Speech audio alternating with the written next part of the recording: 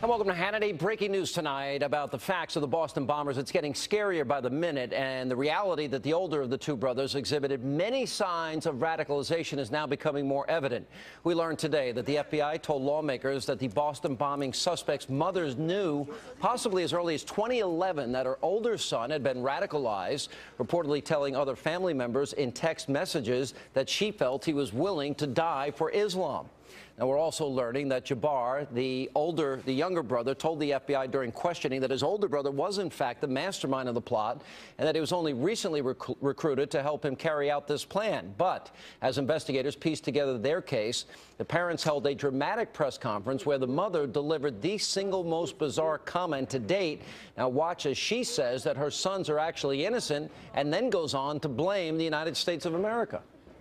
After your conversations with the American officials, do you now accept that it was your children who carried out the attacks in Boston? No, I don't, and I won't. Never. I would prefer not to live in America now. Like, why did I even go there? Why? I thought America is gonna like protect us, our kids. It's gonna be safe for like any reason, but it happened opposite. My kids just, America took my kids away from me. Only America. I'm like sure that my kids were not involved in anything. Did you notice any changes? That's what it is. We should see the changing, right? Any change, any whatever is there, we should feel. I should feel it. They already want me, him, and all of us to look as a terrorist. So. Who has been saying that you were a terrorist? News. Well, the news are telling. They do some kind of, I don't know. Where is it from? It's from America. And it gets stranger. In other interviews, she's quoted as saying that the bombing was actually staged and that the blood at the scene was nothing more than paint. Wow. Here with reaction to these bizarre comments, Brigitte Gabriel from Act for America and Michael Ghouse. He's from the America Together Foundation. Now, you know, Brigitte, I go to this fact. We learned the FBI purged the training manuals for their agents to remove any references to radical jihadists. We can't fight a war on terror against these radicals if, in fact, we're not willing to identify them. The second thing, not only did Russia warn us, the CIA warned us, the FBI knew about the guy, they interviewed the guy, and yet he has an entire YouTube channel dedicated to radicalism. There's something wrong. We have an unwillingness in this country to identify radical Islamic jihad, and it starts with the president. You are in a Muslim country. Why is there this fear to identify radicals for who they are? There's a huge fear. And by the way, I was in a Christian country which was taken over by Muslims. It's not fear, it's willful blindness. And that goes from the top down, starting with President Obama, who as soon as he became president, he changed the threat assessment plan to purge out and take out any language related to radical Islam, Islamic jihadism, Islamic terrorism. And what that led to, Sean, is the blind leading the blind, because our new agents at the FBI, who are not trained to identify the ideology that is driving the jihadists to commit terrorist attacks like this. So now our agents who are supposed to protect us do not really know what they're looking for. They're running in circles. They are politically correct. They are afraid to say anything, those who get it, lest they are afraid to be fired and discharged without honor from their service. And that's why it's costing our country not only lives, but we have become the mockery of the Islamic world, who laughs at us because our enemy knows we are blind and we are choosing our blindness and burying our head in the sand. I think I can't say it any better. Mike, look, you are a Muslim, but you're moderate. You've spoken out against radicalism. I give you all the credit for that. Here's the problem. You do not recognize what I do, and I think what Brigitte believes, and that is those that have bought into radicalism, their numbers are many. Everyone keeps saying moderate. The moderates, as whatever numbers they are, I can't give you exact numbers, nobody can. They are intimidated into silence. they will not say that, that our religion is being hijacked. Why don't more moderates like yourself come out and speak out loudly against radicalism? Sean, thank you very much. They are doing it, but not enough people. And I think you are giving a venue for me to speak out.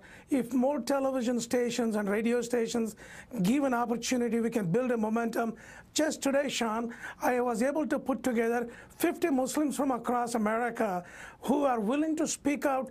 Each time something like this happens, they're willing to speak out strongly. All right, that's against 50 radicalization. people. But think about in Egypt. I warned you the Muslim Brotherhood that was going to happen. It did happen, and they are enemies of Israel, and we're stupid enough to provide them F-16s and tanks and money, which I think is insane.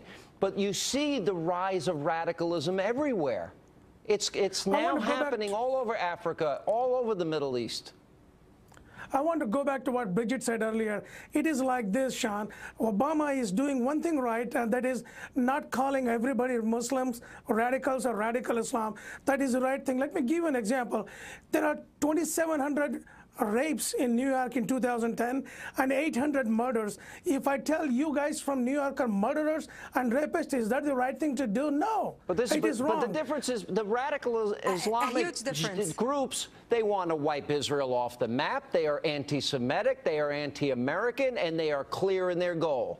They want a worldwide caliphate, and they're willing to sacrifice their own children and present a false reward of 72 virgins, Brigitte. Yes, they are. And we are seeing the rise of radicals here within our own country, Sean. In the last 4 years since President Obama became president, we have arrested on American soil 226 homegrown terrorists.